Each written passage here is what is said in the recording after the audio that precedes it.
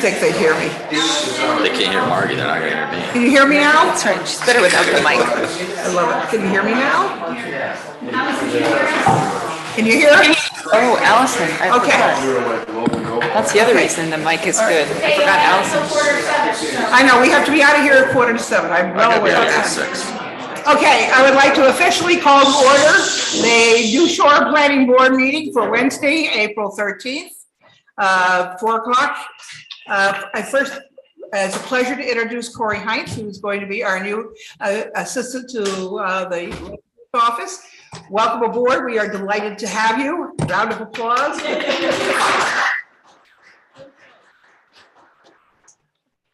Second of all, I want everybody feel free to take as much time as you need, but I will remind you 2 things. One, we have to be out of here by 6:45 because the town council has to get in to set up. And second, at the request of number 6, Flowering Spade, I'm going to move him up to number 3 if there are no objections from anybody here on the board. Okay. So if you keep your green lights on, it might come through on the Zoom a little bit better. Okay. Okay. So make sure you all have green lights on. Because I if think not, yours is not the on. Solicitor and Allison. Let's look like, there it is. Okay, hers is on. I think everybody's is on. Yep. Okay, number 1, Mike and Michelle Phelan, plat 10, lots 19-1 and 23-1. Decision for a master plan stage review of a major subdivision of land located off of Payne Road. I make a motion to grant master plan approval for a major subdivision of land off of Payne Road, plat 10, lots 19-1 and 23-1.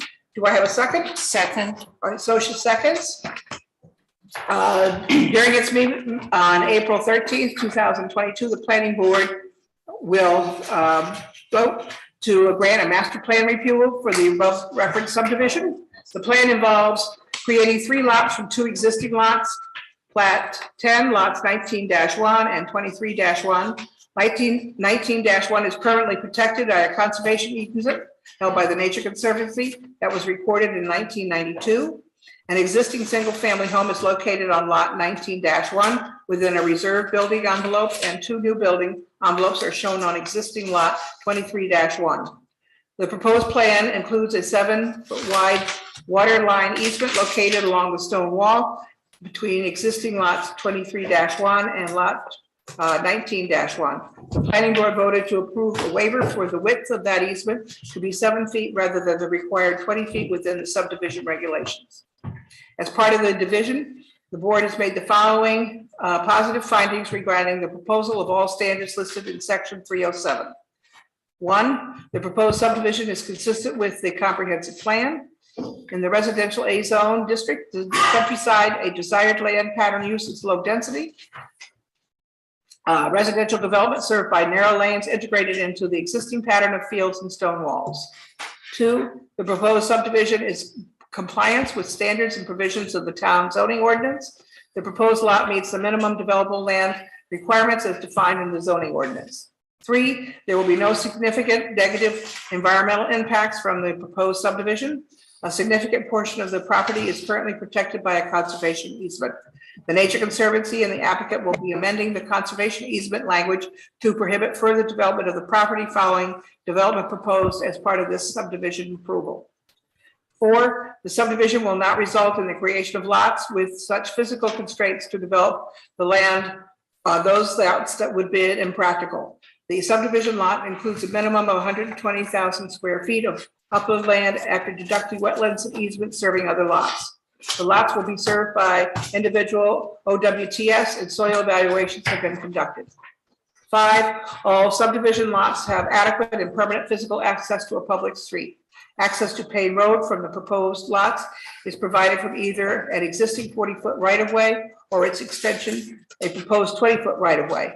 The plan includes the approximate location of home sites within their building envelopes and includes the construction of a gravel driveway. 6, the project provides for a safe circulation of vehicle traffic, adequate control of surface water runoff, suitable building sites, and the preservation of natural, cultural, or historical features. Stormwater management measures are proposed for each of the 2 lots for development with roof leader connections to rain gardens. The project will meet the town's road construction standards to provide safe circulation of vehicle traffic. An existing stone wall which follows the boundary of the conservation easement will remain intact and not be disturbed as a result of any future development of the property.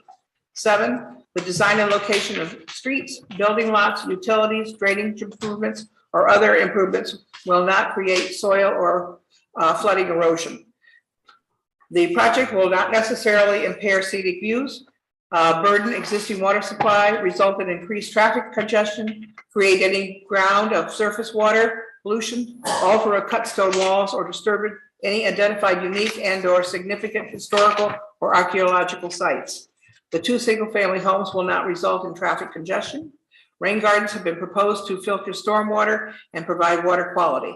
There is no known unique historical or archaeological sites on the property.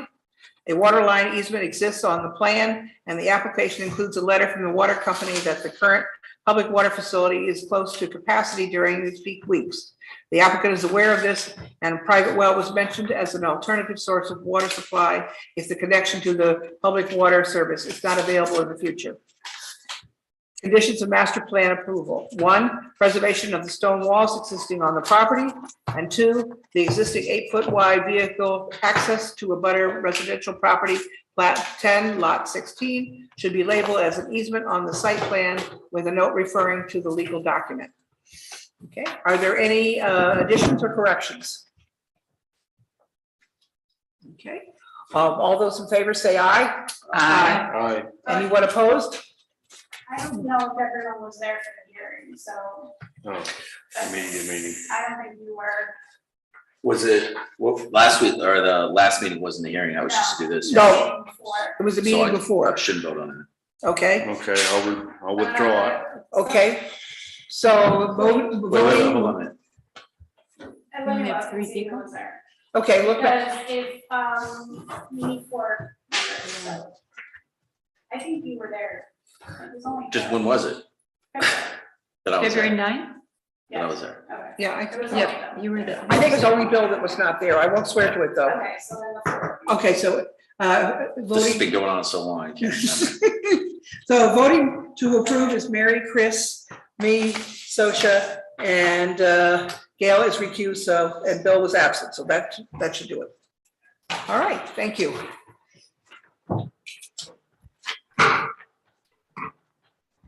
Okay, number 2, 585 Beach Avenue LLC, plat 5, lot 92, fire number 585 Beach Avenue, application for development plan review for a application for a special use permit under sections 113B, 1, 310E, and 408 to raise an existing structure on the property and to construct a new inn and accessory structure to include employee housing and professional and business services.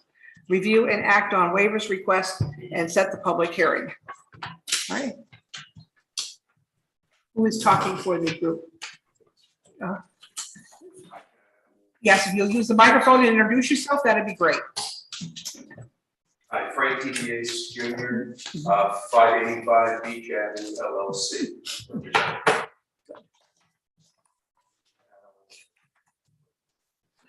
Like to present. Yes, I'd like I to- didn't realize that, I was just here to get the application.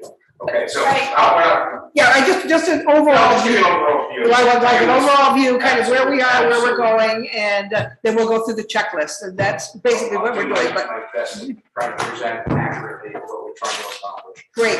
So you're all familiar with the property 585 Beach, the island home it was called. You know, the conditions, we decided that it's far from restoration at this moment, so we're proposing a new building with the same look and appeal, meeting all the same, the new codes across fire codes, building codes, et cetera, et cetera. Basically, it's gonna be the same size. We're not looking for any relief from sidelines.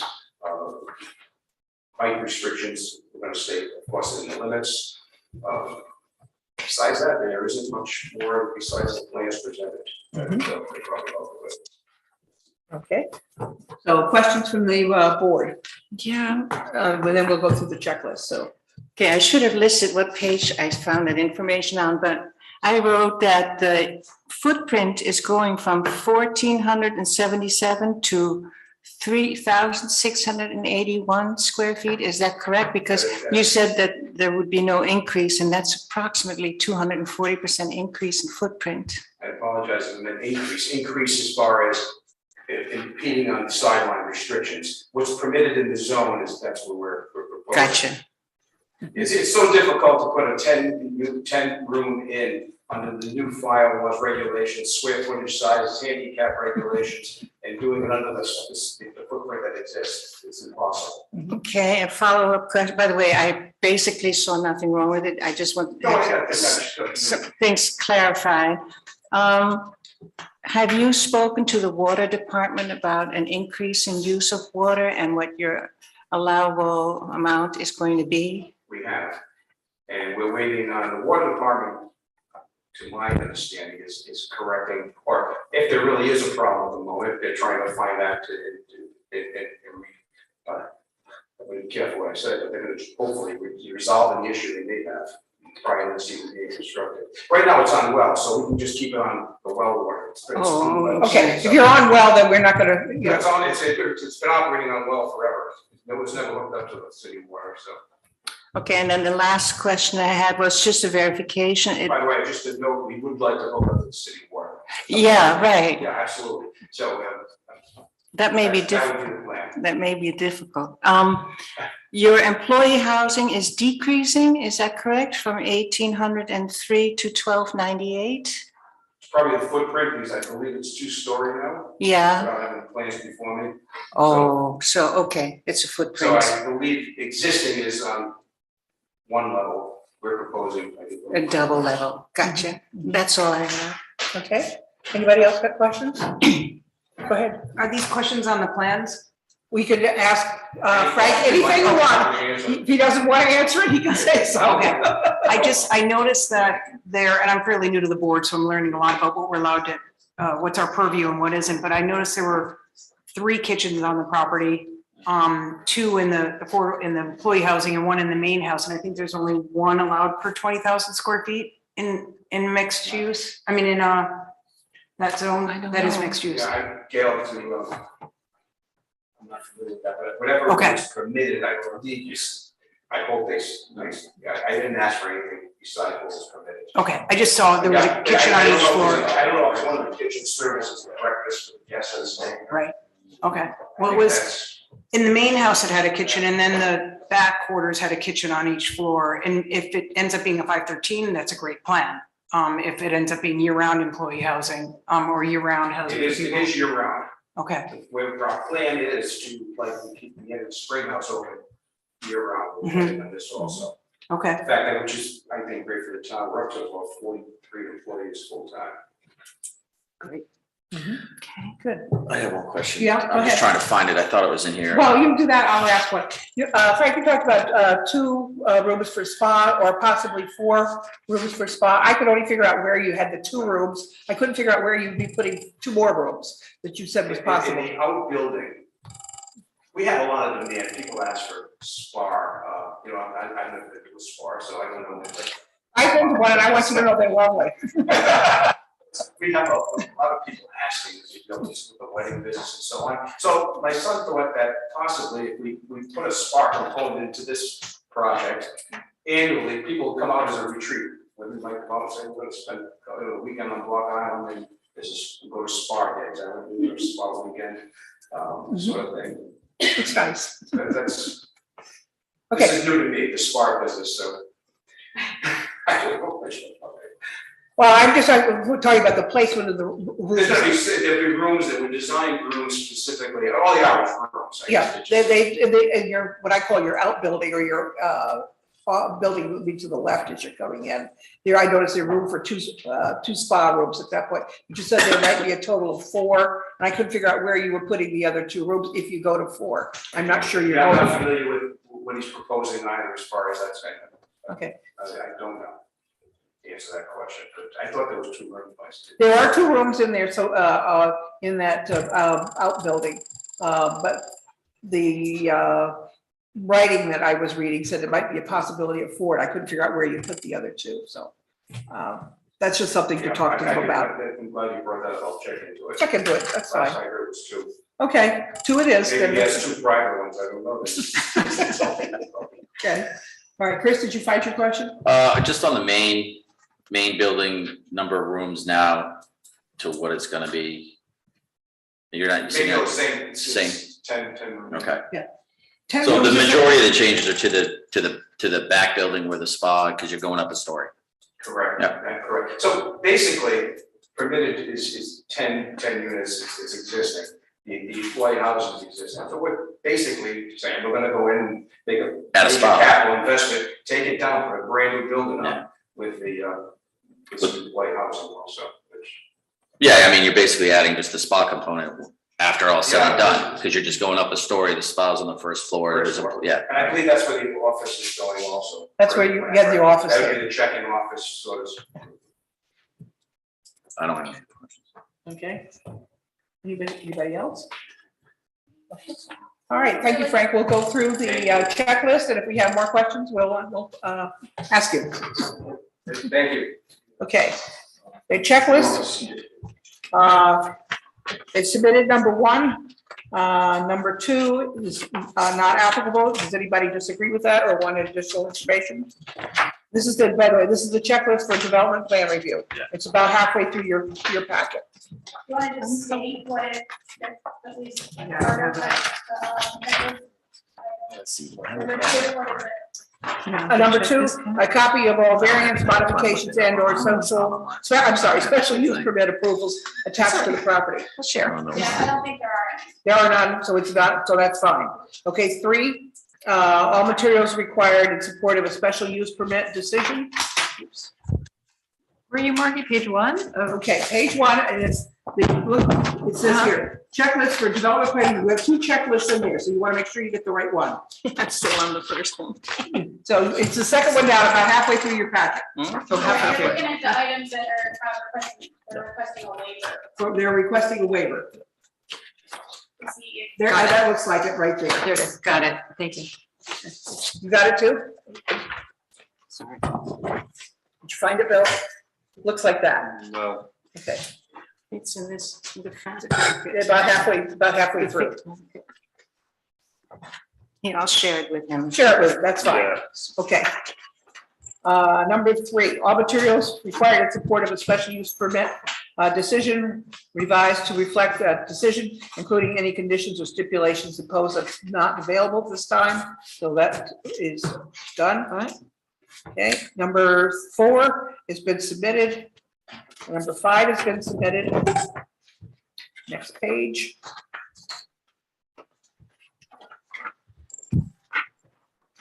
Drainage analysis is number 6, has been submitted. Nutrient loading analysis documenting compliance with the requirements of section 501 A6 is not available. So that, anybody have any problems with that? Okay. 8, erosion plan, control plan has been submitted. 9, all zoning decisions affecting this site and plans upon those decisions are based. Not available, so I don't think that's a problem. 10, for a commercial structure, including parking, circulation plans, landscaping information, any deed restrictions on the property that's been submitted. 11, I just had one question about that. Okay. Why do we have to be concerned about lead paint there? Because I know earlier they were talking about the building as a nuisance or a hazard. that would be something for Frank to talk to his contractors about to make sure that The they new would, building won't have, of course, any environmental paint issues or. okay. Right, just in taking apart the Well, old that's ones. something under the, now I want to hire a demolition company, and that's gonna be their call. They're licensed to take them down. Yeah, right. If there are asbestos or something in the building, they have to deal with it. And of course, I have to pay for it. Of course. At least the neighbors will be happy they won't have lead. That's good. And your spot people will be happy too.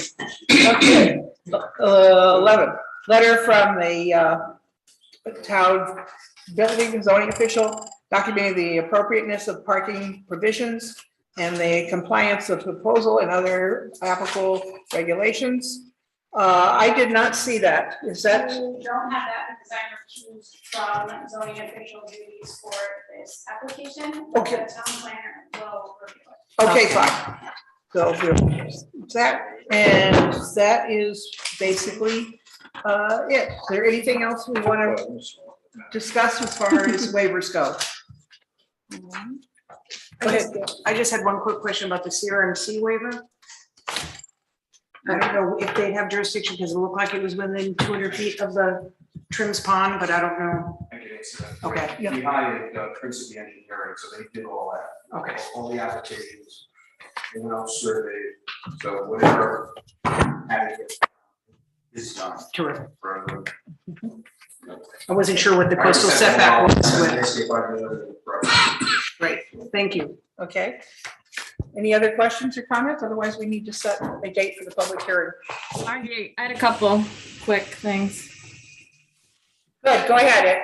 That's out on the computer.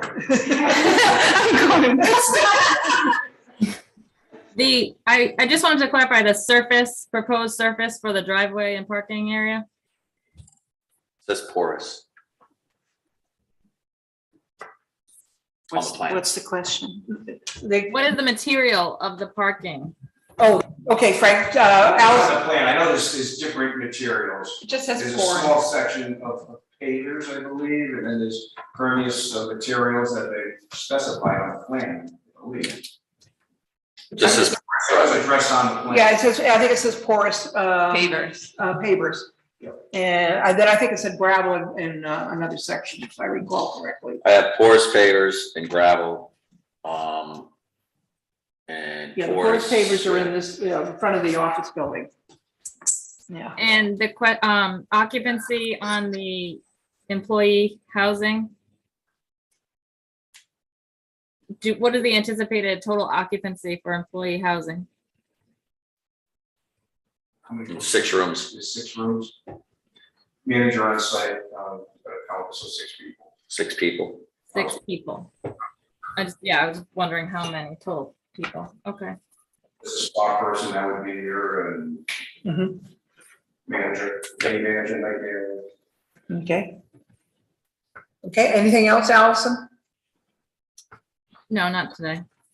Okay, I'm sure we'll have more questions for you down the road.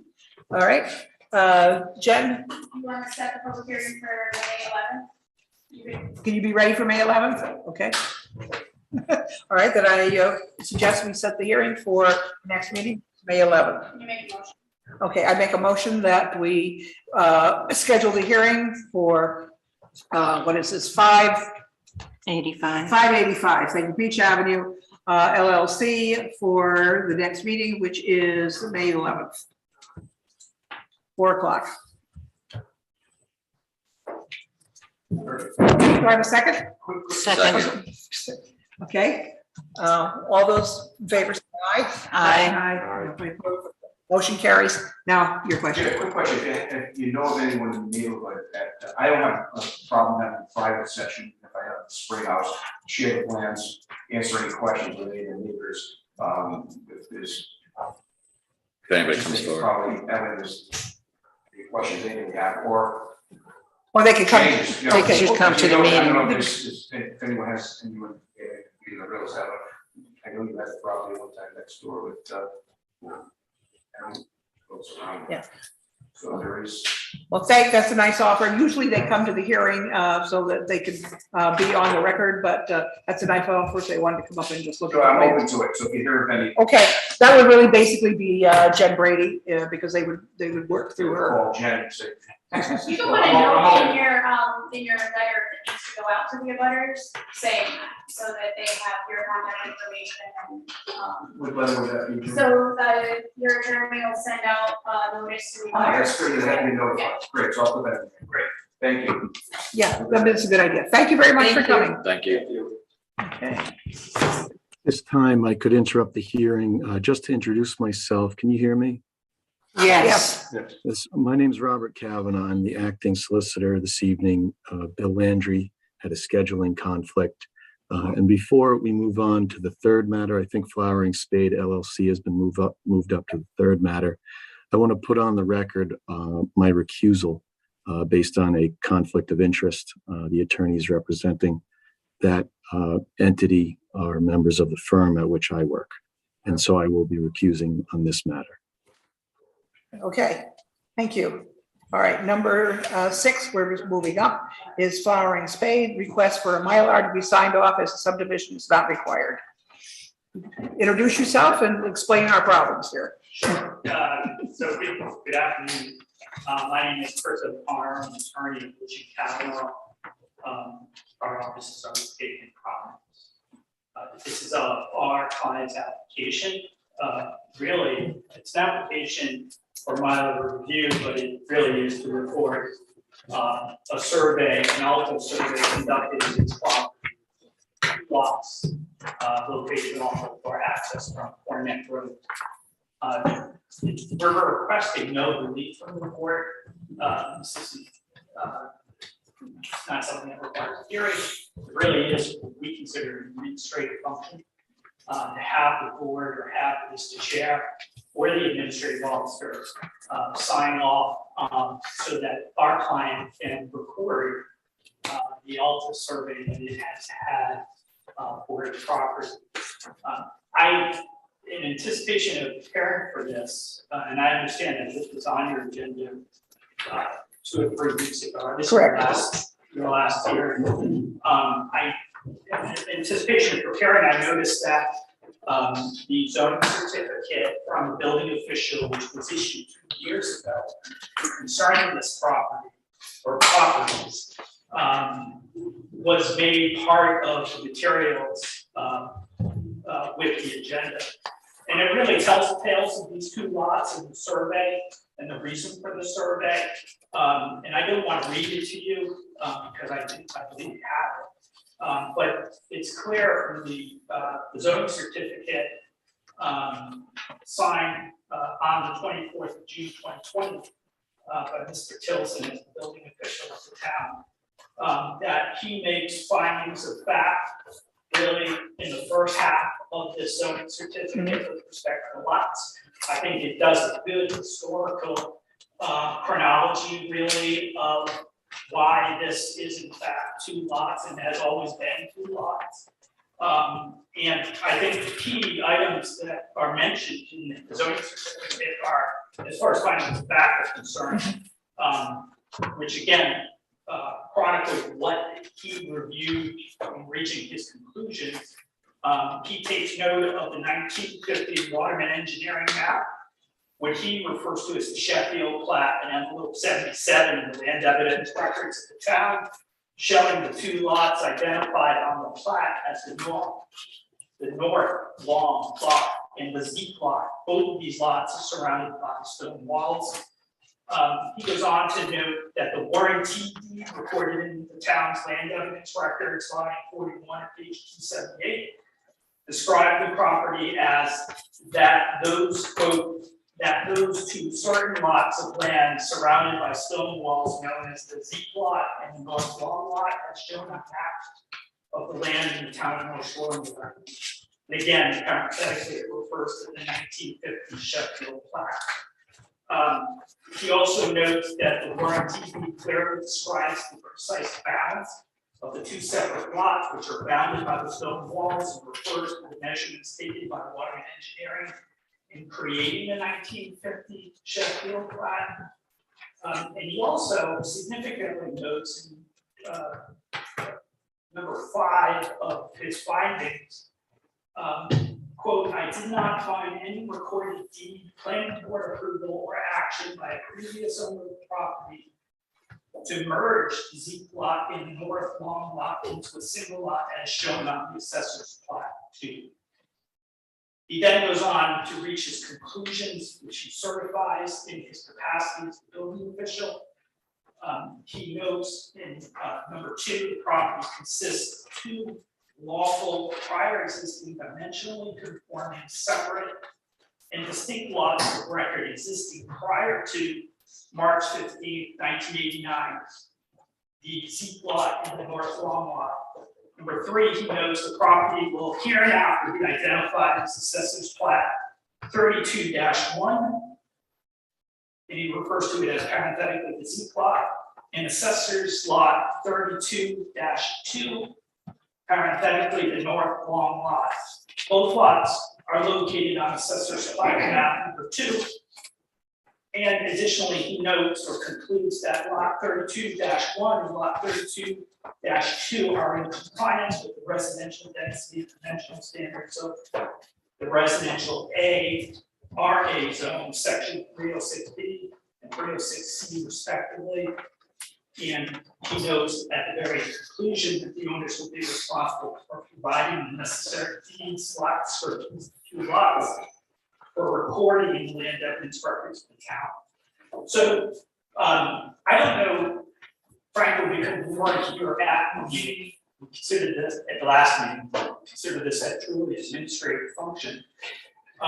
We have provided a plan survey by a professional land surveyor that meets all the standards, professional standards for surveying property.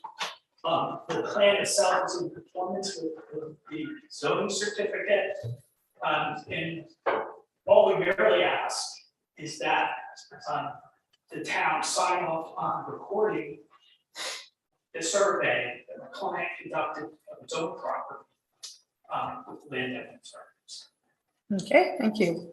The reason we put it, did not approve it last time is that several people had questions about some of the rights of way that were on the property, and that was why we rolled it over until this month. Understood. So the plan itself actually has along the stone wall that went south and adjacent to the town conservation property, there is a notation of the footpath. It comes along just south of the wall onto the town conservation property.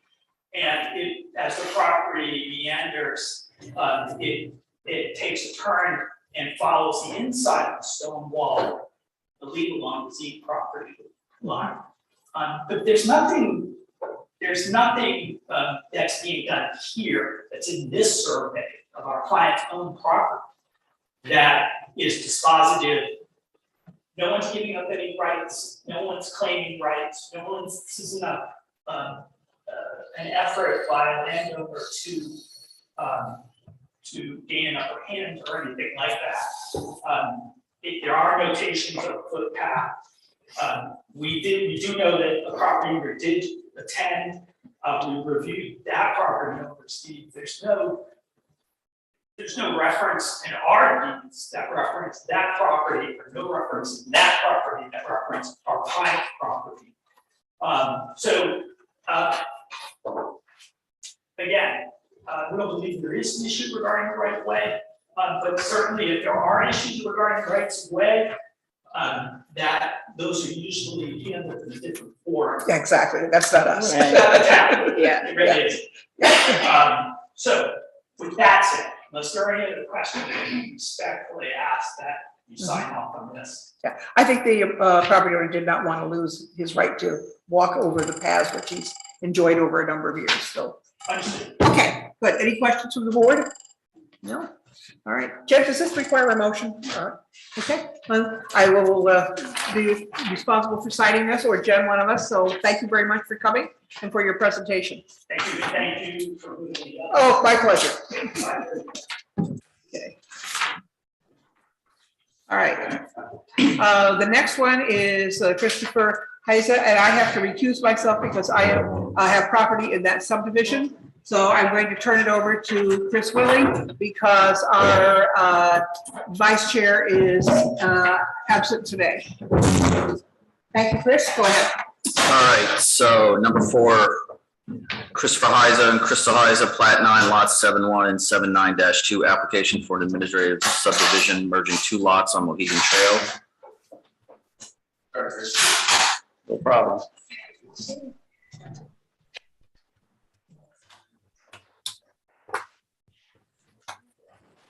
Good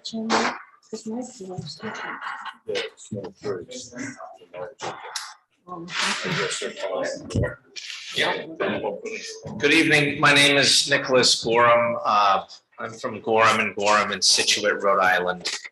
And this is a fairly straightforward application. It's called a subdivision application, but it's kind of a misnomer because we're merging two substandard lots of record. The result will be that you'll have a larger lot. They're gonna propose only eventually, they plan to put one home on the property. This just gives them a little more room. I think it's exactly what's intended by having zoning of 120,000 square feet, so we're getting closer to that. It also enables them to have a little more flexibility with the lot. And if you get those photos.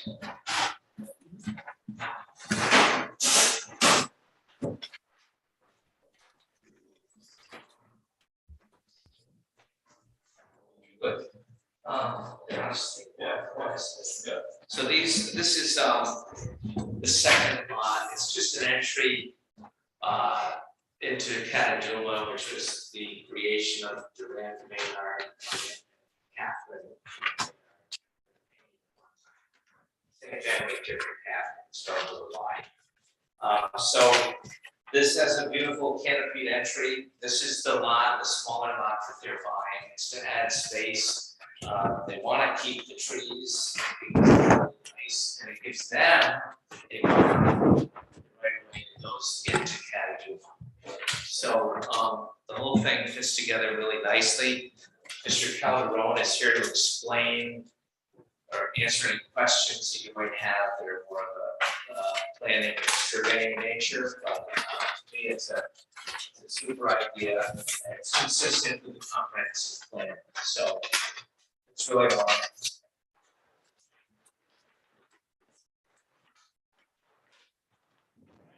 Hi, James Calderon, professional land surveyor. I don't have any more to add, but here to answer any questions you may have.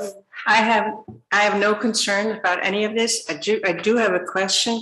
Is whatever we decide legal if there is still a tax debit or of $584? Will that affect the decision today? I think the taxes are. Yeah, I Do think you that wanna- was for the next quarter. Okay, okay, so you're safe. Okay. That's a pretty good quarterly amount too. So, all right, well, does that That's answer it. your question? Okay. Okay, so Taxes are current on lot. Mary Ovid says the taxes are current on lot. The note.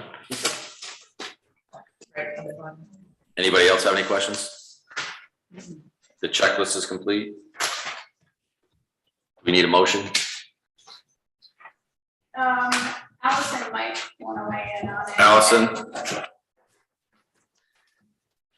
Can you hear me, Allison?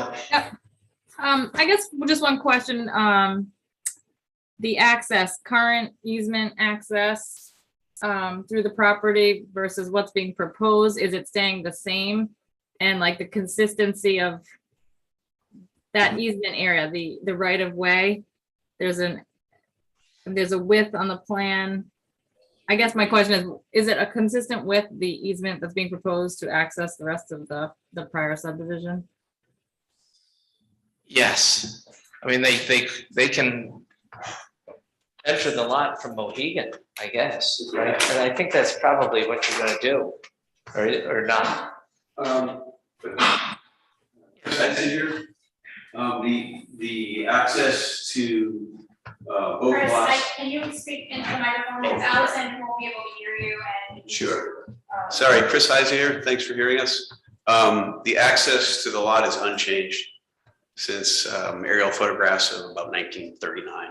So there's no change.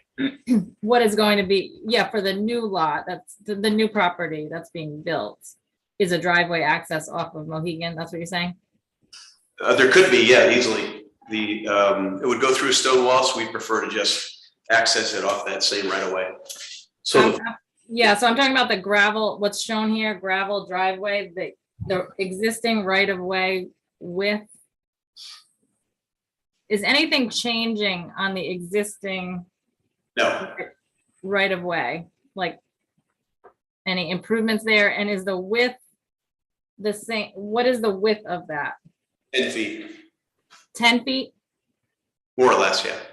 That's what the 10 feet, the surface of the driveway, or is that that's the easement, the legal width? So, Cataduma was drawn in 1954. I think it was the first subdivision in the, on the island, really. I think it was before, I know it was before the island even had a planning board, because my father did asked to do a subdivision out here, I think in the 60s, and they didn't have an ordinance at the time. So this was 54. It was a recorded plan. It was recorded by Mr. Maynard. It was his vision to have these roads, and the only specificity as to these roads is what he drew. There is nothing anywhere that betrays the actual legal width of the roads, other than the drawing. And you know, I've had a couple lawsuits on Cataduma, and in the decision, the judge was kind of surprised that there was no width, but it was never really made an issue, that the issues before the judge were otherwise than the width of it. So I don't think that it's necessary for this board to ascribe a width other than what is there. I think that's the correct thing to do. That's how it was created. That's how it's been treated. Can I have a question for Allison? Can she hear? Yep, I got you, yep. The access that I'm looking at the plans, the access is off of Mohegan Trail, but I think the photograph that you just showed us that's the entrance to the property. That's actually the right of way into Cataduma. Okay. This one, but and the property. And the property. And the property. Yeah, I mean, I'm actually, is that gonna be the driveway? Right there? So that looks like, okay. And once, Allison, is there a concern with road width once you're on the property? Oh. I would. Allison. Yeah, I guess I wanted to know, well, partly, I also ask these questions sometimes because I do the GIS work for the town. So I want to make sure everything's accurate on the town's plat map. So if there's if a survey comes through and the surveyor provides information that I can then put on the town's GIS map. So if I knew the actual width, I would make sure it's accurate, but it sounds like there's no legal widths. So there is an easement. So that's part of the question, was I want to know the width for partly that reason, but also just making sure that there is an easement that's recorded, that the property owners that use this for access will continue to have access to their properties. So that's part of Mr. Calderon can testify if you want, but I just asked him, the measured width when he did the survey was 10 feet at this particular area. Mm-hmm. So, which is all we really need to be concerned with. I would also venture to guess that people in Cataduma don't want the right of way made wider because it's always been what they use. So, and what's on the map. So. Yeah, I'm not suggesting to make it wider. I'm just trying to understand what it is today and also make sure that people have, that it's a recorded easement that they will continue to have access. So that's recorded. Yeah. In all its glory. If you've ever seen Cataduma's plat, it's it's an exercise in many, many things. Clarity, I would not say, is one of them. It's a work of art. There you go. Allison, you have any more questions? No, thanks. Anybody on the board have any questions? So you could either make a motion if you know what you would like your motion to. Which I don't. So then typically we. All right, so we'll make the motion at the next meeting. All right. Is there any reason that we do that? I know I'm, So that it's written in your reading, the draft motion, that's why you usually read off. Yeah, So she they usually have- drafts they motion They and don't have then. to come back. down. oh, okay, okay. No. Yep. Okay. Well, thank you. So you'll. The motion is gonna be drafted and then we're gonna vote on the Okay. draft motion at the next meeting, so you don't have to come back. Okay, thank you. Thank you very much.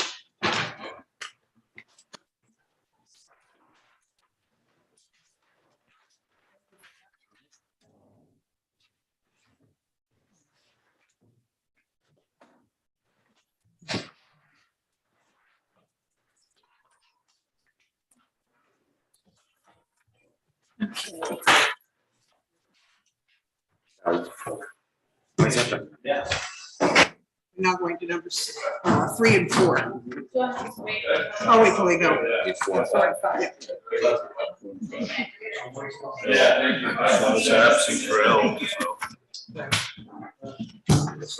Look forward to meeting you sometime. I'm not in the courtroom. Take care. Bye-bye. It's pushed off to the next meeting, right? All right. Oh, that one we dispensed. Okay, we Oh, are yeah, that's right. lumping numbers 4 and 5 together. So it's Richard and Joyce Elk, a plat 14, lot 34, fire number 925. Act on recommendation to the zoning board for an application for a development plan review or an application for a special use permit under sections 306E, 401, 406 to demolish an existing single-family dwelling and rebuild a single-family dwelling. The single-family dwelling exceeds the limit set forth in sections 306E. And the second part, act on an advisory to the zoning board for an application for a special use permit under sections 306E, 401, and 406 to demolish an existing single-family dwelling and rebuild a single-family dwelling. The single-family dwelling exceeds the limit set forth in section 306E.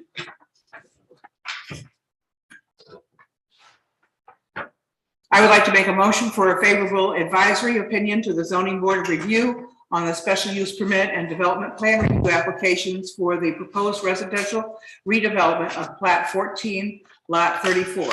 The planning board held a public hearing on the matter on March 30th, 2022.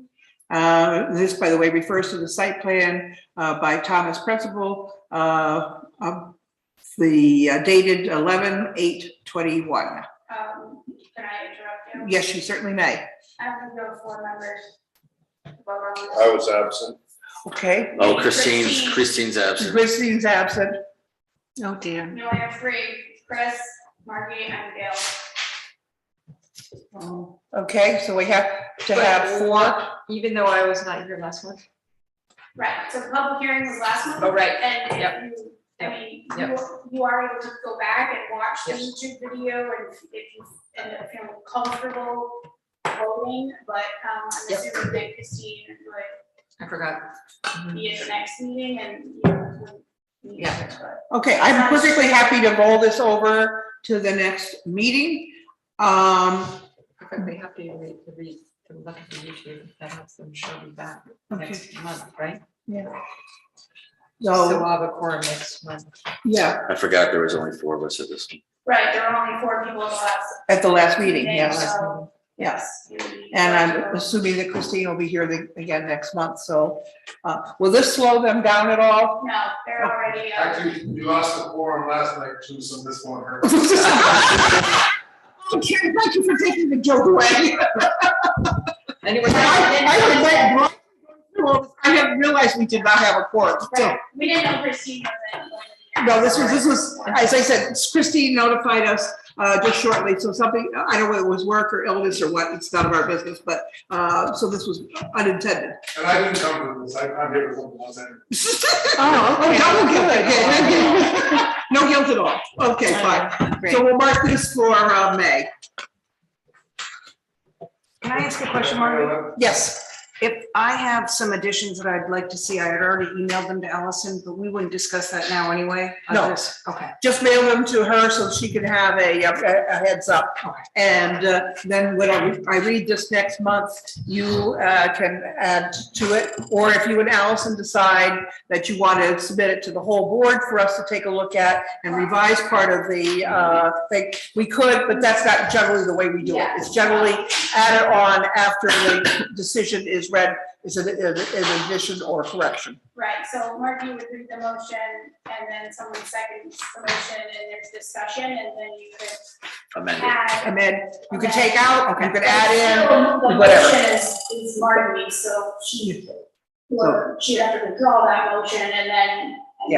So we're just basically rolling this motion that I just read over into the next month, and then you can add to it or subtract or, whatever you choose to propose, as long as the rest of the board agrees with you. Right, so if the staff creates notes for a board member to make a motion, that's their motion. Mhm. And that's sort of how, the process has always been. Sure. Okay. And it works very well. Yeah. It works very well. So just tag on to it and we will talk about it next month. Great. All right. All right, let's see, 5, 6, okay. All right, Rose Farm Inn, let me just read this, Joe, real quick. Rose Farm Inn and Judith B. Rose, plat 8, lots 98, 257, 260, 261, 262. The application for a major subdivision of land off High Street. I am assuming that Phil is recusing himself. Yes. And is there anyone else that needs to recuse him or herself? Okay, all right. Joe Priestley, I'm representing the Rose family. Jamie is here, Bill's recused, our surveyor Jim Calderon is here. Mrs. Rose sends her regrets. She's still recovering from having fallen, so she would be here if she could. We told her better to take care of herself. Oh, I'm sorry to hear that. Tell Judy I hope she's feeling better. Rose Farm Inn it's a relatively complex property, and this is going to be an administratively complex subdivision. So we will answer questions as long as you want us to. It's about 15 acres of land, up until 6:45. It's about 15 acres of land. It's located both in the RCM zone and in the RB zone. Most of the property is in the RB zone. The single lot on which the inn and the Rose Farm and the two inn buildings are located is in the RCM zone. They used to be 2 lots years ago. They've been merged. Our proposal behind them is a barn-like building, which includes the bicycle business, an apartment, and some of the infrastructure for the inn. And on the property right next to that, there is part of the septic system infrastructure for the inn. Further back on the property, the only other structure is Mrs. Rose's house, which is in the southeast corner of the property, and is actually served by a right-of-way that comes in off Spring Street. The rest of the property is served by, it has a legal right-of-way on a dirt road that runs parallel to the paved road in front of the Atlantic Inn into the property. But we are making arrangements with Mr. Martins to exchange an easement for the paved road, so the access will remain what's been used under an oral agreement for years, the paved road that runs in front of the Atlantic Inn. They've also made arrangements for the future for an easement out to High Street from the western part of the property for potential future connection to the public water and sewer. Right now, everything's run off a private well on the property and a public and a large septic system for the inn. So they've arranged easements for the future because it gets harder and harder every year to maintain a private well for public purposes. So but they're going to keep the well because, as you know, there's water issues. So, but they are making contingency plans for the future. What we propose to do with the subdivision is to merge the two inn buildings and the building behind it that provides the infrastructure and has the bicycle business on a single lot, which will be 124,000 square feet. That's going to require a zoning map change, which if you guys aren't in favor of the zoning map change, we'll stop and we'll reverse our plans. We'll reconsider those plans, but we think it makes sense for all the commercial nature of the property to be on a single lot in the RCM zone where it would be a permitted use. As of right now, it's pre-existing non-conforming, it exists, but it's not the best situation. And also, given the fact that that land has infrastructure that supports the inn, I think it makes sense to put all of that on a single lot. Then the back part of the property, which would be divided into 5 residential lots on the remaining 13 acres. And this is the RB zone, where you look at 60,000 square feet per lot, all exceed the lot average. One will have Mrs. Rose's house, that will be served by the existing right-of-way that runs out to Spring Street. There's going to be another lot next to that, which would be for Billy. And that's going to be served from the existing roadway past the inn. What we don't want to do is create a road that runs through the entire property from High Street to Spring Street, which is why we're separating those. Then there are 2 other lots, one lot, a residential lot up behind where Brad Martin's houses are, and then a lot below that, which is going to require a removing of a stone wall. There's a stone wall that defines the lots as they exist now, but to get the 2 lots in that area, it becomes a non-boundary wall. And our proposal, which happens to be just about the exact same length as the new boundary. So the proposal would be to take what would then become an internal wall and to relocate it so it remains the boundary wall. And then there's one large lot in the back. That leaves one large lot, which we're not going to restrict at this point. Mrs. Rose's hope and plan is that she can restrict it, and it's where she has weddings and has events. It's out in the back of the property, and there are no plans whatsoever to develop that. That, in a nutshell, is what the plan is. Administratively, I think probably after master plan, we would have to then go get the zone change and any zone. I don't think we're going to need any zoning permission, but we would have to get a zone change, and that zone change would, of course, be contingent upon subdivision approval. So just so that for the new members, the zone change, did you advise the town council, like the town council's approval or denial of the zone change? And in this case, we're not changing the uses, but it's a zoning map change. We'd be adding the back part of what was going to become the hotel lot to the RCM zone. It's adding about another 70,000 square feet to the RCM zone, but it's all the land that's associated with the hotel. All the remaining property remains lot B, RB. So right now, the hotel is RCM on about 50,000 square feet of land. It would now be, after that, be RCM on 124,000 square feet, and all the remaining land stays RB. So what's labeled as the barn would now be part of that one lot. Yes. And be the zone changes. Yes, yeah, we're basically putting the 2 hotel buildings and the barn all on a single lot. Yeah. What you might do, Joe, is just kind of use this map and walk us through it so we can all see it.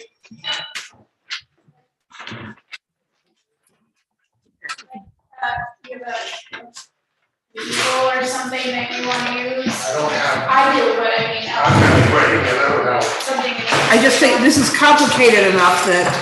I've been going at it for 2 years. Yes. What you're saying, it makes sense, but let's just walk us through it. And I think it will go when you see it too. But Yeah, as I said, as you're talking, I'm thinking this makes a lot of sense, but. They've been putting a lot of thought into it. Yeah.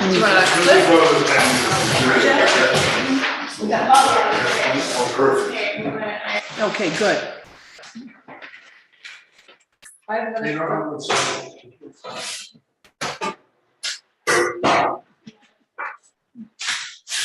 a picture.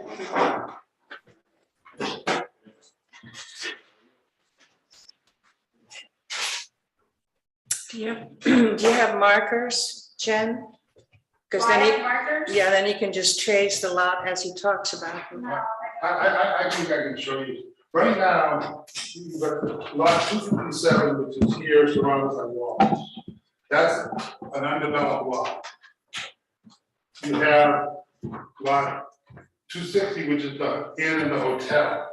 Okay. You have lot 98, which is Mrs. Rose's lot 3, and then this 261 and 262 are 2 separate lots. So 261 is here, 262 is the remainder of the property. What we're proposing to do is take this lot and a portion of this one, create one building lot here, and here's the wall we're going to relocate. We're going to relocate it from here and here, and then this becomes a second building. This area gets divided, creating a new building lot here, which has access from Spring Street. And the house goes on a new lot, which access is still from here, but there's a gap so that there's no through traffic created. We will be creating a new building lot here, and then the lot with the house. Remainder of the property is the open space lot. Well, the lot she hopes remains open space. It has wetlands, it has the private well. There are no plans to build on that, though it would be a single lot. And then lastly, we have the two ends, the barn, we're drawing a line across here, putting those together, those would be that would become the commercial lot. And the septic system for the end is right here. I got it. Okay, so you got 2 lots on the Two left over here. and 2 over there. Here. This one. The business area and then there's open space there. Yeah, that's all Okay. you had to tell me. Okay. All Just right, follow the dotted lines. yes, There's a question. okay, all right, Gail, go ahead. Is the zoning change absolutely necessary? I mean, can the barn go onto another lot, or you Kind of exhausted all those You- resources? Well, first of Or all, thoughts? this is only 52,000 square feet, it really should be 80. Okay, You've got a leaching field here that serves it, and there's infrastructure that's built into this building that also serves. okay, And it also has the commercial use, the bike rental building, so we thought that it made more sense, Yeah. just get it all in a Okay. single commercial All lot. on your Yeah. commercial lot, yeah. it seems logical. Are there any abutters, have abutters already been made aware? We're really early in the process. This is, you know, there's been no public. They're gonna be coming back before us several times. There has been extensive negotiations with Mr. Martins, he knows what's going on. Okay, They negotiated earlier with the Tuckers for the right of way out of here. gotcha, So several of the abutters are aware of what's going on, but no one's officially aware. gotcha. Okay, Notices don't go out until, master and then preliminary. Okay. Go out twice. But we wouldn't start the zone change until we had master plan approval, so they'll get the chance to hear the abutters before you have to make that decision. But if we're gonna go down this road, which sort of like the idea that assuming everything, that nothing comes up, Right. that makes sense. Right. gotcha. And to me, that does make sense. I like it. I have no objections. Okay, Mary, you got any I questions? have a couple questions. Go ahead. Just simple ones. Your description is great. Like doing a puzzle. Thank you. Yeah. A lot of lines. Just on that first page of your existing conditions, Joe. Yeah. Where, on lot 262, you mentioned that it all, at the last paragraph on lot 262 description, you say it also contains a private well that serves the Rose Farm Inn. So you're gonna keep that together to be the well that serves the inn, right behind the barn? Well, actually, no, the one right behind the barn is the reserve well, that's not the public well. The well that serves the public well, the right, is the one down in the open space. In 261. Yeah, I think, I get 261 and 262. I know you confused it today too, but Yeah, that's and I think I okay. got it back, and I think on the second page, where I said, in paragraph 2 of proposed conditions, the first paragraph where I say 261, and I think it's 262, and where in the next paragraph where I say 262, I think it's 261. So proposed conditions on page 2 of your conditions, the Rose family proposes to consolidate the Rose Farm Inn property to enlarge lot number 261. Lot 260 is right, but the next reference to 261, I think should be 262. And building adjacent to the portion of 262. I will check that and. It's okay. Now, the next meeting and get that. to you. Yeah, I was going through that today on the way, and I still don't know. Which is. Okay. The only, are you done? Yeah, okay, you answered my second question by answering the first one. Mhm. And then, got it, you answered the third question by answering the first one.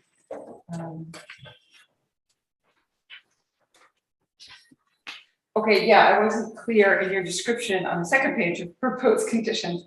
On the fourth paragraph, where you say lot 98, which is Judy's house, will be divided into 2 lots. Yeah. Only one will contain Judy Rose's existing house, the other will become a house lot for William Rose. Is that just gonna be called lot A? That's what proposed lot A is, yeah. Okay. Well, ultimately, end up having to change the document with the assessors, but that's how it's, yeah, that's the lot that would be first. So maybe put that in there too when you make those corrections. Gotcha. And yeah, the utilities obviously connecting to drinking water options is prudent. And it also provides 2 sewer options as well. so Yeah. for the commercial use. So So I you are have, connected to town water, is that? They are not connected now. They may, given the situation, but I think you're on the list. They're either first or second on the list to connect. And they're making cases, they may not connect, but given how difficult it is to maintain a private well for public purposes and the amount of radius you have, they definitely want to keep the option open to connect to public water. Okay, then I need a clarification. If you're on the list, does it mean you have been approved, but it's just a matter of time? I think, yeah, no, as I understand, almost, but I think as I understand it is once they have additional capacity, then they will start hearing people from the top of the list and decide whether. Okay. But you come first in the process. So that's definitely a question to consider, because part of the subdivision process is they have to have water. Right, and that was gonna be If my they don't have that, then they need to show on their plans. plan B. The wells that they've already got. Before. And we actually, I think I included in the package, if not, I have it and will include it. They have a permission from DEM, the well people, to run that as a public well. They've had that for several years. There's maps of it. That should be included in our packet down the road. Yes, ma'am. Yes, Gail. In regard to wells, is there a reason you couldn't have one up by the end? Had you tried drilling there before? You can't satisfy the 400-foot radius of control, which you need, which is why they drilled it where they did. Up by the end, there's too many other buildings within the radius. Okay. You have to have a certain percentage, and don't ask me what the percentage is. And no variances could be obtained for it, or? No. They're pretty strict on that. Generally, the rule answer is no, they won't give them, and the answer when you have another alternative is no way in hell they'll give them. So the bottom line then for your plan is, or the worst case scenario for your plan is that you may be refused public water, you will have a new subdivision written up, and maybe way down in the future, you could be approved. And the residential lots will all be served with private wells and private septic systems. Yeah. So basically what we're doing on the commercial, we're not changing it, we're with the exception of merging things together, but we're providing in the future for an alternate source of supply. So Makes sense.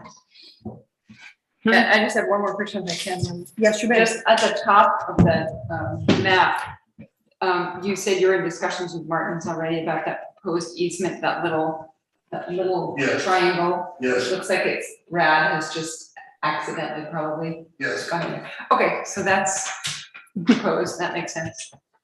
And that is excluded from the development map. So Yeah. we don't count that one. I have no problems with the proposal. I don't either. Mary? No, you answered all my questions, thanks. Okay. Thank you. Okay. I'll take, okay, it's unanimous, none of us have any problems with this. So, Allison has her hand up. okay, that was my next question. Does Allison have questions? Yes, and you don't have to make a motion or anything, it's for free app. It's free app, You're just right. giving them feedback, so they know how to move forward. Okay. Okay, good. Allison, your questions? Sure, yeah, thanks. So, couple comments. We want to make sure that each of the lots has physical, legal access to a public road. So I guess a couple questions. First, the proposed hammerhead turnaround for lots 261 and 98.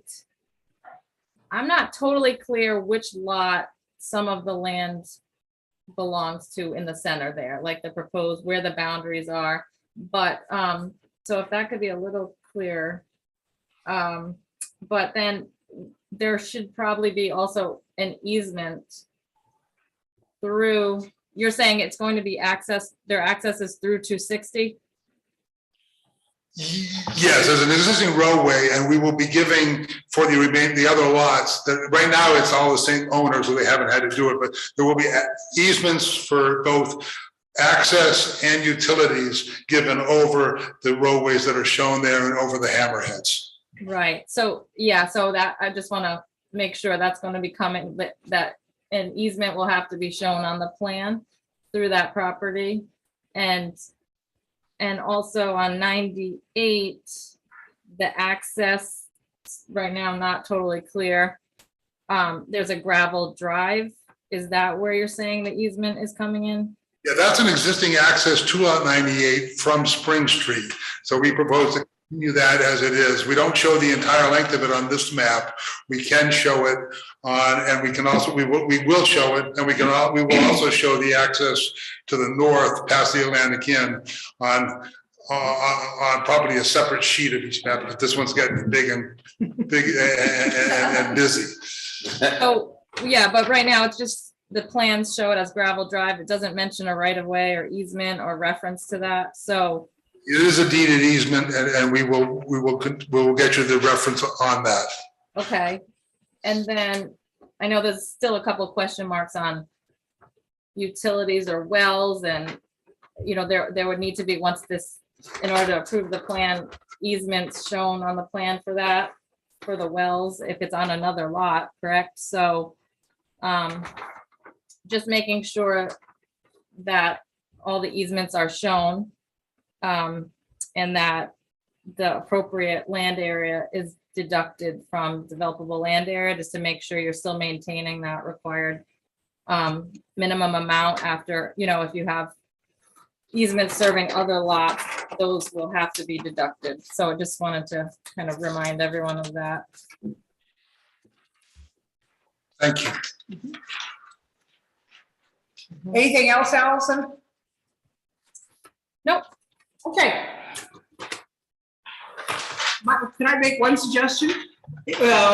When you come back, because you color code each of the sections or something along that line that makes it a little more visually easier to see exactly how the four lots do on either side, and then. We'll do two things. We'll do the basic plans. We'll also give a set just like that, sort of with certain things removed, stepping down, but to show where the boundaries are, where they were and where they are. Where they were, where they, and where, where they are, where you want them to be, how you're moving the stone wall, where the right of ways and so forth are, so that it's a little bit easier to follow the current map that we use, which I did follow, by the way. And for just having seen this, you guys did a great job. It's not simple. And I guess is that you rehearsed this in the office. This is not easy. No, not easy. All right.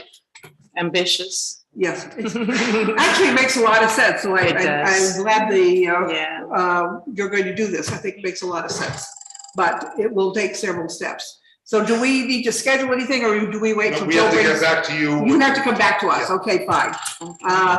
Any other questions? One last chance? No. Okay, thank you very much. Thank you very much. We will be seeing you again.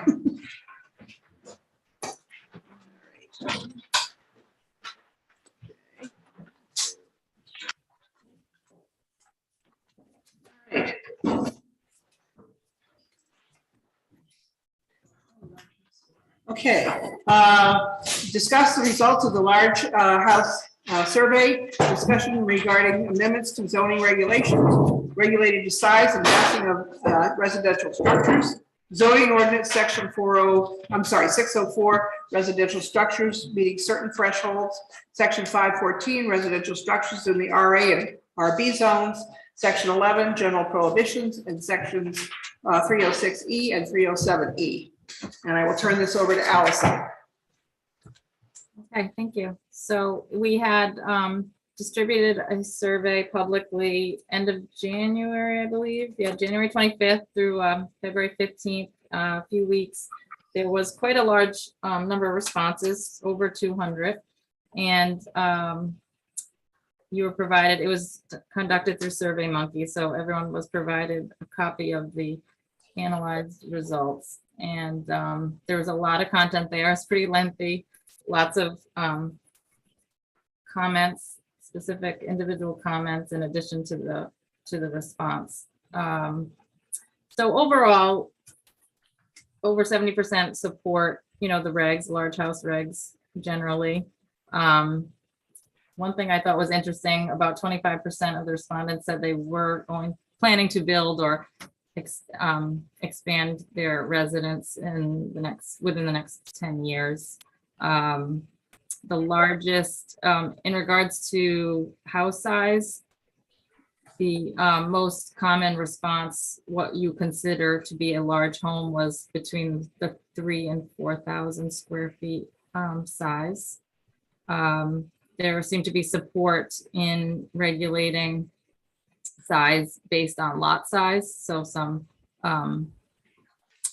flexibility there for larger lots versus smaller lots. There also was some support for expanding the zone, having these regulations apply to other zoning districts. So that's something we've also talked about. So that was some of just a few things that I noted, but I'm sure some of you will have lots of comments on this, and I know we'll probably have a special meeting maybe to discuss some of the specific changes to the regulations that you'd like to consider based on some of this input.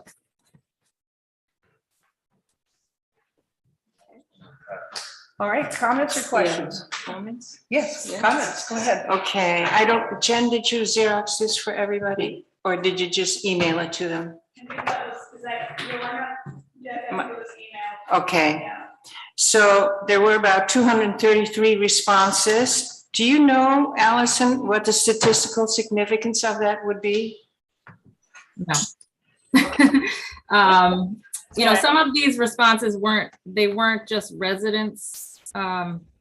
Some people that responded, maybe, architects that live on the mainland but work, and we did want their input too. So as far as statistical significance, it'd be hard to, it wasn't just residents, I guess. Anyone could respond to it.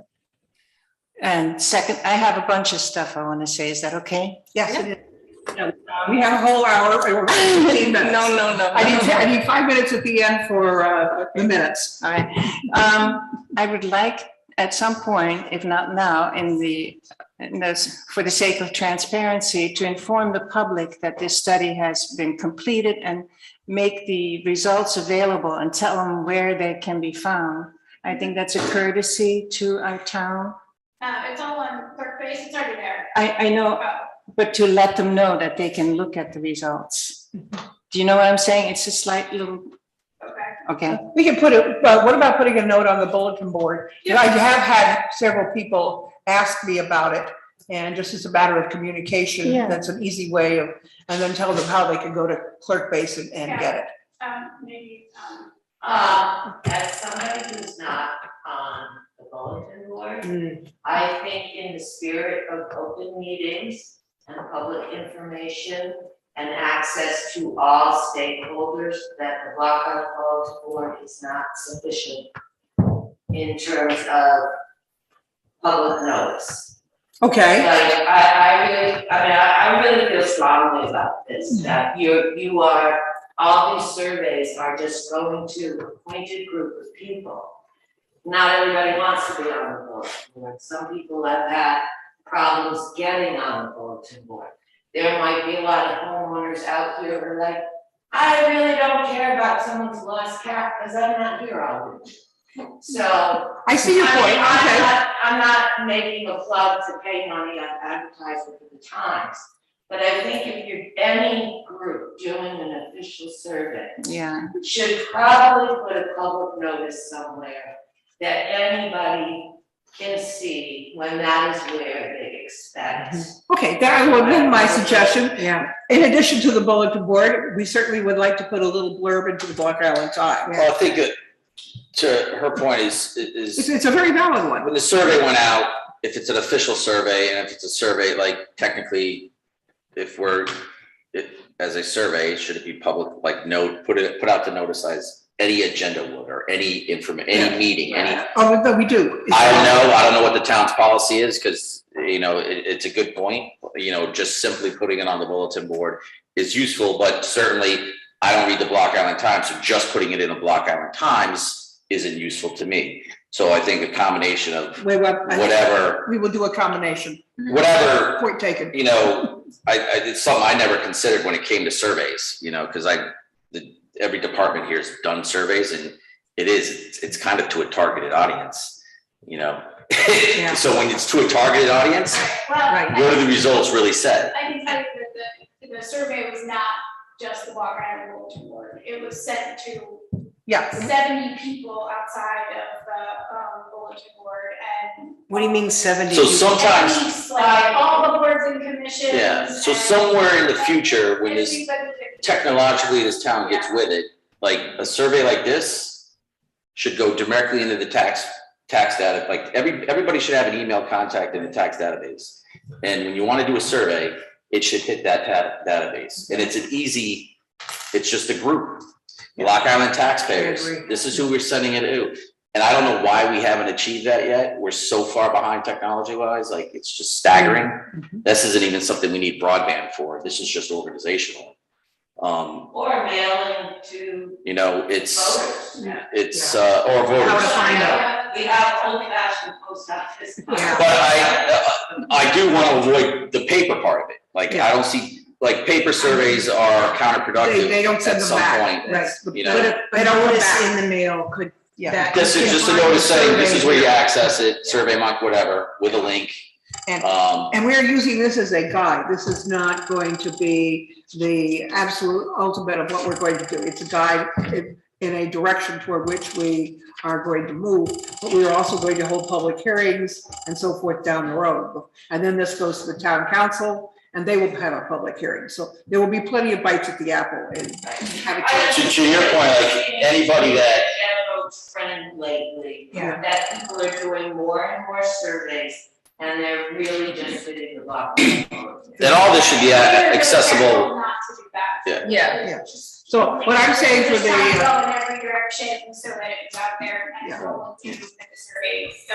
so the public, I think, has pretty well aware of what, since there's also something called word of mouth that works extremely well out here. And I think that we're Julie, if we notify people on the Block Island Times where the results are and on the bulletin board, between those two things and word of mouth, people will know where to go find the information on the survey. And then if they disagree with it, they will let us know. That's not been a problem. I've been harping on this for a long time as far as notice to people, like every available asset that the town has. I don't care if it's Facebook. I hate Facebook. Put it on Facebook. I don't care. But it's not hard.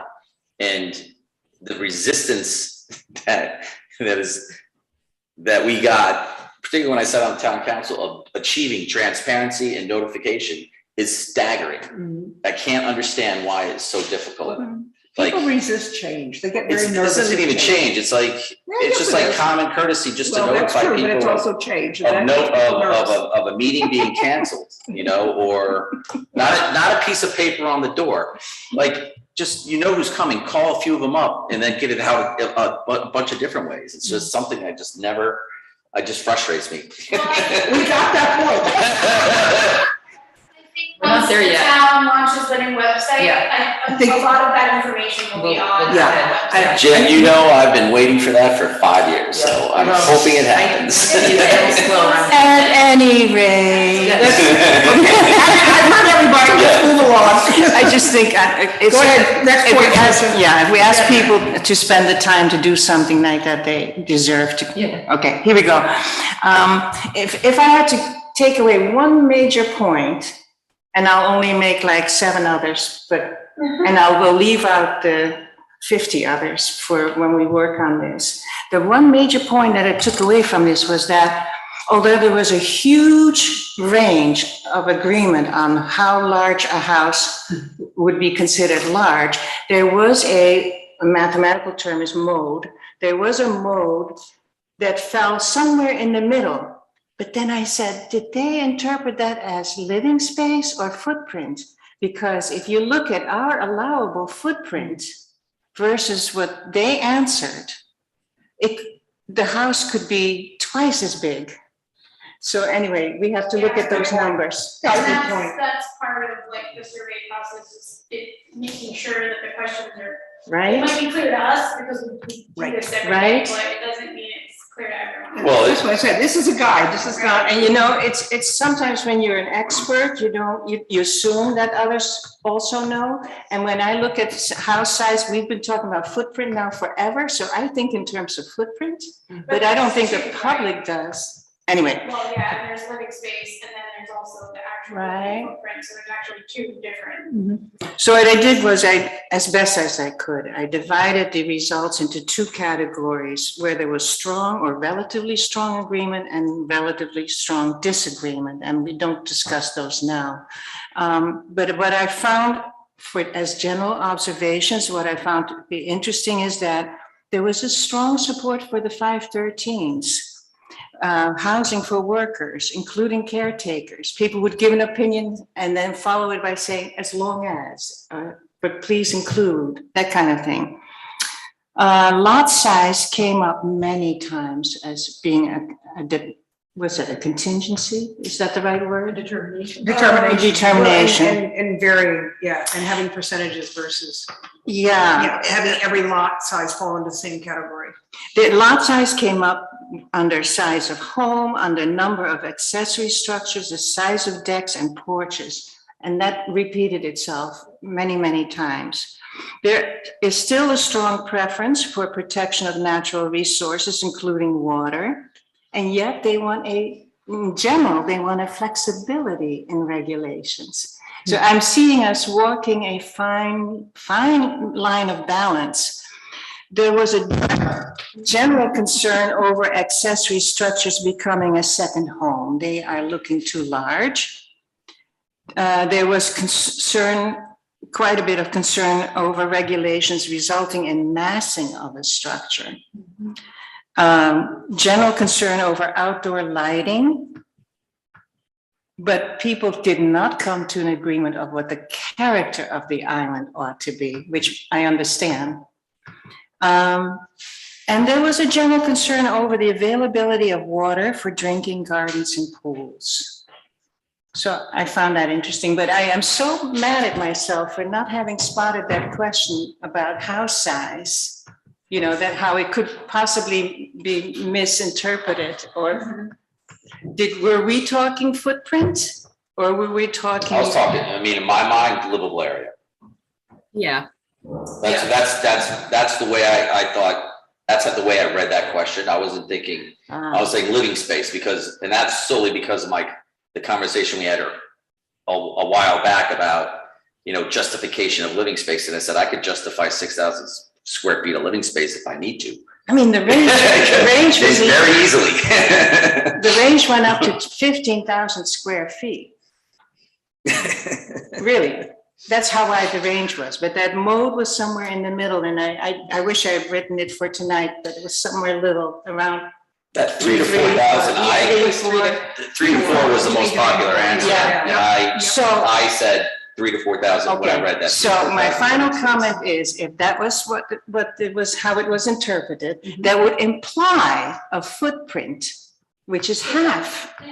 That's 2,000. So they consider a house of 2,000 square feet with a footprint of 2,000 square feet as large.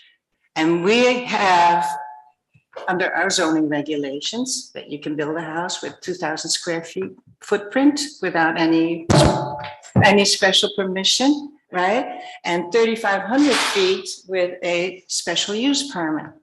So I have a feeling, my gut tells me that we're already close to what would be palatable by the public, given the range of the responses and the number of those who supported between 3,000 and 4,000 square living area. And that's all I want to say now, because the rest is detail. Yeah, we'll be looking at a lot of details over the next several meetings. Okay, other comments or questions? I guess my only comment on the whole survey, I don't know how many, and Chris, you might have already brought this up, but how many people typically answer these surveys?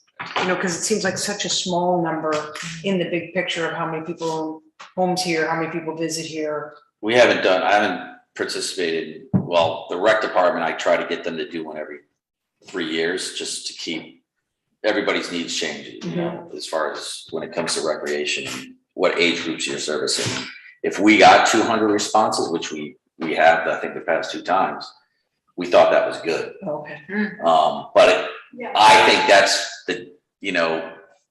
Dave also has a database of emails Right. that, so that's just kind of targeted to participants, and then it does go out there and it gets announced and it's brought up at meetings. But again, I think there's a better way to do it. But I think back in the statistic days when I took statistics, it was I think if you got 10% or better of your target audience, target audience, mind you, you're doing well. Okay, and this is under 10. But I don't know, what was our target audience? The entire island, or, Anybody who lives here, right? Yeah, but in order to do that. And who owns property here. Yeah, And votes here.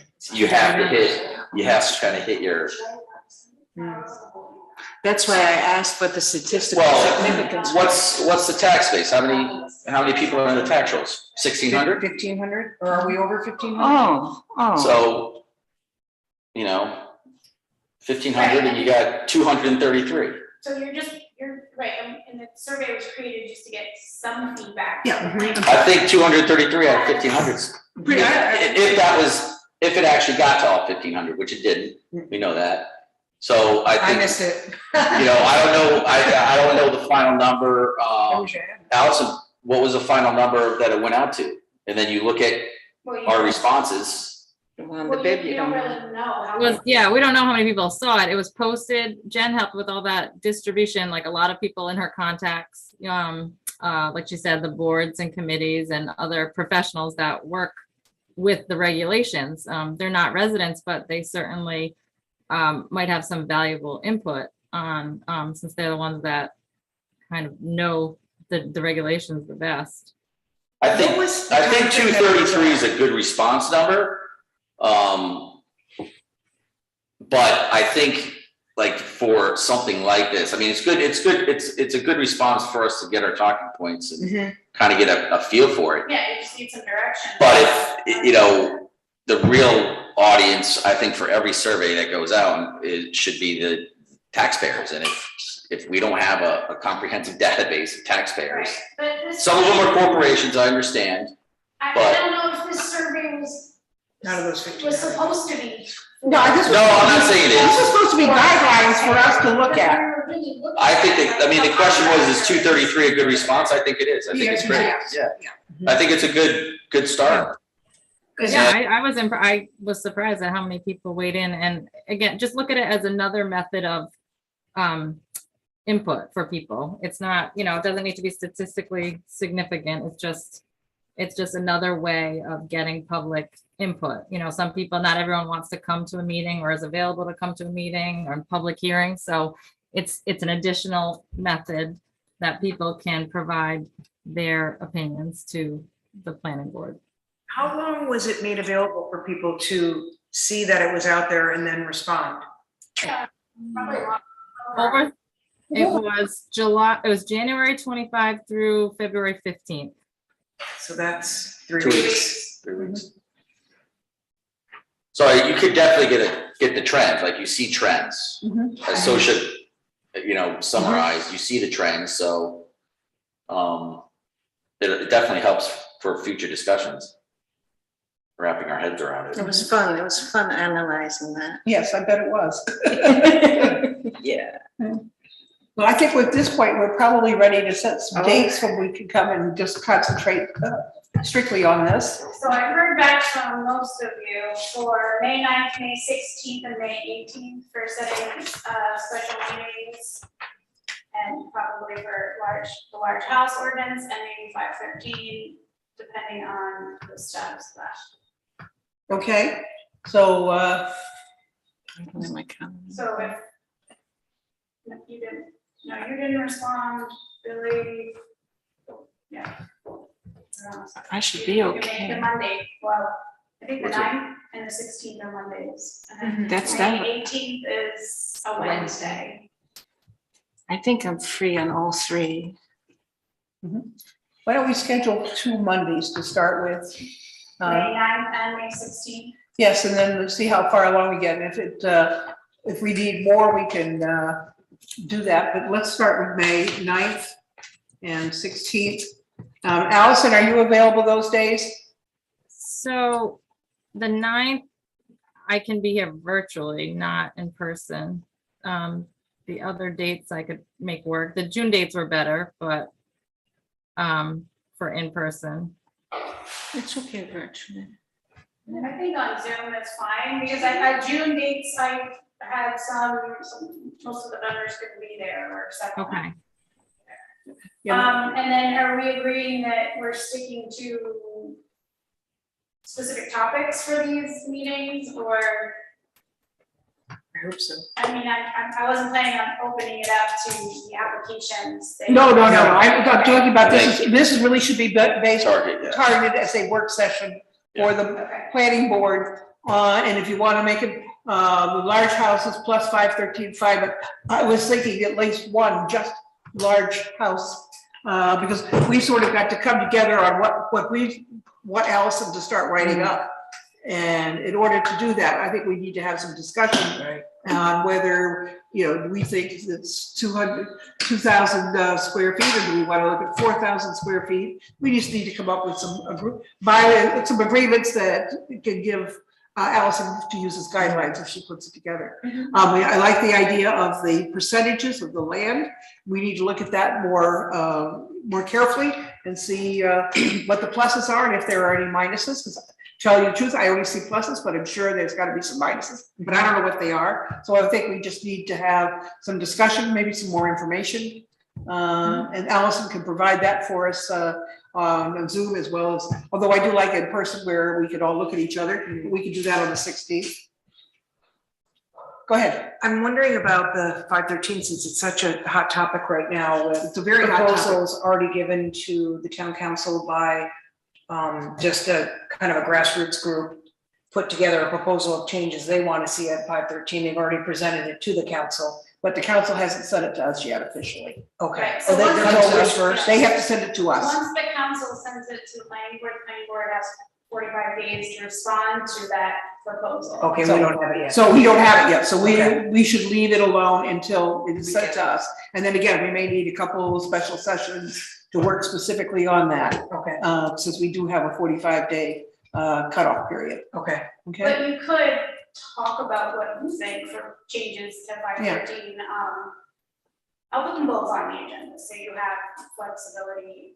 Okay, Okay. as I said, the reason I've been pushing the large housing is because we do have a date. The material that is currently on zoning regulations expires on the 31st of December. So this has to be done by us. It has to be public hearing, and then it has to go to town council with another public hearing. Okay. It's not as easy as it looks, and it's more time consuming than you think it's going to be. So, and this is April, and so, we didn't get to it as much as I hoped in January and February. People were traveling, weather, COVID, you name it. So now we're gonna have to sort of work a little bit harder, and buckle down is a very good word. I like that.